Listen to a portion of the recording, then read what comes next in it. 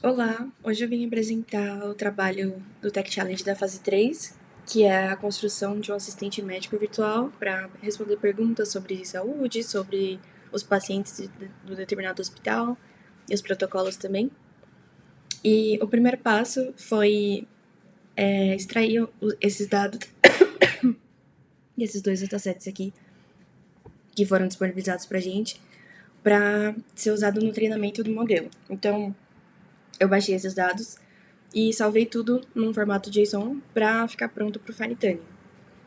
A segunda etapa foi um pré-processamento dos dados, então eu fiz uma curadoria de remover, validar e filtrar os dados, e depois eu gerei arquivos combinados dos dois datasets para serem usados no treinamento. Beleza, com os dados todos prontos, foi a hora de fazer o fine tuning. Eu usei a técnica LoRa, que é rápida, tem poucos parâmetros e também requer pouca memória, que é ótimo para ser usado aqui no Colab. E sobre o modelo, inicialmente eu testei outros modelos, mas eu tive alguns problemas com eles, não consegui ter um resultado legal. Até que pesquisando melhor no Hugging Face, eu cheguei nesse modelo aqui, o Flan T5 Base da Google, e ele serviu bem assim para o nosso propósito. Então, aqui eu instancio o modelo, e aqui eu aplico o LoRa, eu jogo para a GPU e já me preparo para o treinamento. Então, aqui na configuração do treinamento, eu usei 3 épocas, eu desabilitei todas essas coisas de 16 bits que a gente pode usar, porque estava estourando a minha memória. E, bem, eu preparei o treinamento e treinei. Aí eu também criei essa etapa aqui de salvar o modelo treinado no Drive, porque aí a primeira vez que eu tive um treinamento satisfatório, eu não precisei treinar de novo, eu só resgato ele lá do meu Drive e já está pronto para uso. Então, aqui nessa etapa do treinamento, eu tive alguns problemas também. Por exemplo, eu tive um problema que o loss, a perca, né, do meu treinamento, a perda do meu treinamento, ela estava vindo zero. Isso é porque na hora de formar os labels lá no treinamento, a gente estava pegando tudo que começava com um padding e colocando menos 100. Então, aqui a gente estava colocando os valores todos menos 100 e aí as labels todas estavam menos 100. Então o modelo não estava aprendendo nada de fato. E aí a gente estava tendo perda zero no treinamento. O que foi bem estranho, eu comecei a desconfiar que tinha alguma coisa errada. E aí, investigando, realmente tinha. Depois eu consegui acertar isso para criar os labels do jeito certo e ignorar somente o que deve ser ignorado mesmo. E, e aí deu certo, a gente conseguiu criar os labels certinhos. Beleza, aí então depois de ter o modelo treinado, chegou a hora de fazer a integração com o LangChain. Então aqui a gente carrega o modelo e cria essa pipeline aqui. Eu usei o máximo de tokens de 256, porque a gente quer respostas médias. E essa temperatura aqui de 0,7, uma temperatura média também, no balanço entre respostas muito secas ou muito criativas. E comecei a integração. Aqui eu criei um prompt muito simples, que é só a questão mesmo, somente a pergunta, e passo ela para o LangChain. Então, aqui testando com essa pergunta o que é diabetes, ele trouxe a resposta aprendida aqui coerente com o que a gente tem nos dados, né, no dataset.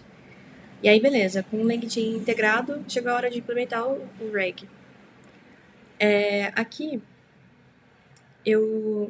primeiro eu tentei usar esse pipeline para trazer as respostas, mas eu não estava tendo respostas muito satisfatórias. As respostas estavam muito curtas, muito diretas, e eu achei que seria melhor se a gente integrasse com o ChatGPT, por exemplo. Então eu usei aqui o ChatGPT 3.5 Turbo, com a temperatura de 0.5, e já foi o suficiente para as respostas virem muito melhores, assim, muito mais bem adaptadas. Eu vou mostrar daqui a pouco. Então, aí eu criei um template, que é o que é passado lá para o modelo, para ele saber como ele tem que responder.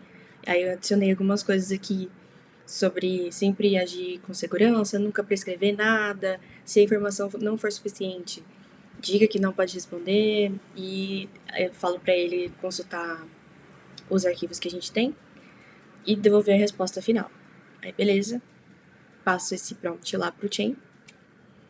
E aqui eu criei algumas validações para as perguntas. Então a primeira coisa foi verificar se é uma pergunta sensível. Então eu coloquei algumas palavras aqui que, se chegarem, por exemplo, parar de tomar, eu posso parar, mudar de medicação, diminuir dose, essas coisas assim, que são palavras proibidas, que eu chamei aqui, que são palavras sensíveis que o agente deve evitar de responder. Então, toda vez que a gente tem essas palavras sensíveis na pergunta, aqui no método principal, eu já retorno que essa pergunta envolve decisões médicas críticas, consulte profissional de saúde e o assistente não pode responder a isso. E já sai, nem tenta responder para ficar um pouco mais seguro, né?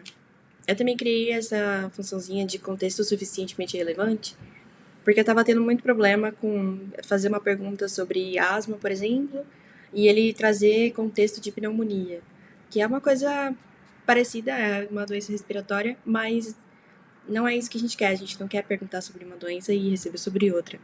Então eu coloquei aqui, ele valida primeiro se se o contexto é relevante. Eu coloquei esse limite aqui de 0.9 e foi o suficiente para eu não ter nenhum desses tipo de problema nos testes que eu fiz, né? E aqui também eu dou uma formatada no contexto que ele vai trazer pra gente junto com as respostas, né? Aqui eu tenho uma funçãozinha para salvar o log. Então, cada vez que ele faz a pergunta, a gente salva o log também. Isso aqui seria interessante para o administrador do sistema, né? E beleza, então partindo aqui para o nosso método principal, responder pergunta. Então, primeiro ele salva o log, depois ele se apresenta, ele testa se a pergunta é sensível, depois ele testa se o contexto é suficiente. Se o contexto não for relevante o suficiente, ele traz esse texto, uma informação confiável encontrada na base de conhecimento, recomenda-se consulta com um profissional de saúde. Ele não tenta inventar, buscar outros contextos, né? Ele já sai, e isso também torna o sistema um pouco mais seguro. Beleza, se ele passou dessas duas validações, ele salva os documentos que foram achados pelo FAIS, o contexto, ele monta aqui a chain com a pergunta e o contexto, e aí ele devolve sempre esse disclaimer aqui, dizendo que esse assistente não substitui o médico, consulte sempre o profissional de saúde. Devolve também a pergunta, os docs encontrados, e ele enumera os documentos. E por último, ele dá a resposta final, que é o que está dentro desse content aqui. Então, partindo para a parte de testes e validações. A primeira pergunta que eu fiz foi uma pergunta bem direta, que é sobre uma coisa que está nos nossos protocolos. Eu esqueci de mostrar aqui a criação das bases de conhecimento fakes. Então, eu tenho aqui essa base de pacientes primeiro, que tem 3 pacientes, a gente tem as informações deles e tem as condições que ele tem, as medicações recentes que ele já tomou, exames recentes que ele fez e alguma nota. E aqui também tem um arquivinho de protocolos, que são os protocolos básicos aqui para essas 4 doenças, né, condições, que é o que a gente usa nesse determinado hospital fake aqui, né.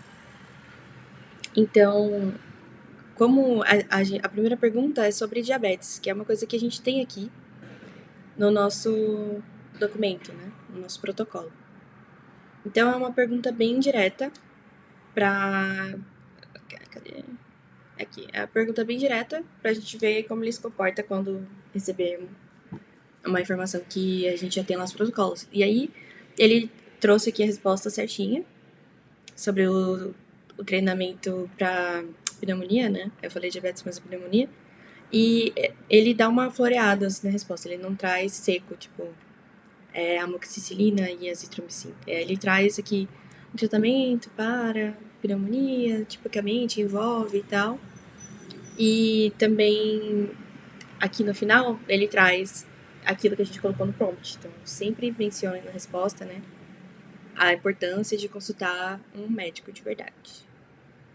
Beleza. Aí, no teste 2, já é uma condição combinada. Então, eu pergunto sobre o tratamento de duas doenças, né? Diabetes e hipertensão. E aí, ele conseguiu trazer aqui que as medicações para tratar diabetes são essa, e hipertensão essa aqui.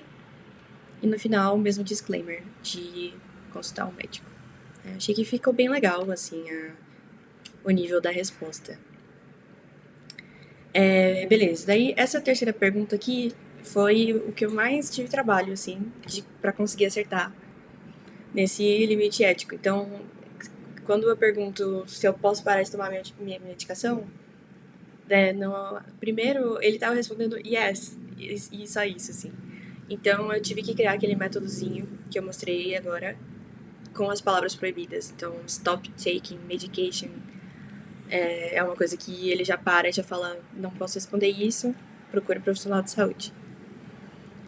Depois eu fiz um teste com uma pergunta que não tem resposta lá no nosso protocolo. Então, eu perguntei sobre o tratamento para lúpus. E aí, como não tem lá, o ideal é que ele responda que não achou na base de conhecimento nada sobre, nenhuma informação sobre isso, e que ele recomenda se consultar com um profissional de saúde. Antes ele estava trazendo contextos parecidos, ou até mesmo criando, né? Assim que eu coloquei o ChatGPT, ele estava querendo criar essa resposta aqui. E aí, isso não é ideal, né? Então, a gente vê que essa trava foi colocada com sucesso também. Sempre que for perguntado alguma coisa que ele não tem conhecimento sobre, ele simplesmente não vai responder. O quinto teste foi uma resposta longa com múltiplos documentos. Então, a gente pergunta aqui as melhores práticas para o manejo da asma, né? E aí ele traz aqui o uso de medicamentos e tal, e mais coisas aqui, né? Importante para esses pacientes seguir o tratamento prescrito e tudo mais. Também funcionou legal. E o último teste que eu fiz foi perguntando sobre um paciente específico. Então, perguntando aqui sobre qual é o tratamento recomendado para o paciente 002. Daí ele conseguiu trazer aqui o contexto e recomendou um tratamento aqui, trouxe o nome da paciente, trouxe o que ela tem, que é asma, e aí trouxe o tratamento. Então, ele consegue pegar direitinho lá do nosso arquivinho dos pacientes e trazer coisas específicas, né, para cada paciente. Bom, esse é o funcionamento do nosso assistentezinho. Acho que próximos passos seria interessante ter uma interface web mais fácil para digitar a pergunta e ter a resposta. E também talvez um suporte multilínguas, porque ele só funciona em inglês, né? Ele só responde as coisas em inglês, porque ele foi treinado assim. E, bom, acho que é isso. Esse trabalho foi bem desafiador, teve muito vai e vem. Implementava uma coisa e aí lá na frente eu tinha um problemão, tinha que voltar, trocar os parâmetros, tentar de novo, até uma hora que deu certo e eu achei que ficou ok, assim, o nível de resposta que ele tá dando. É isso, muito obrigada e boa noite.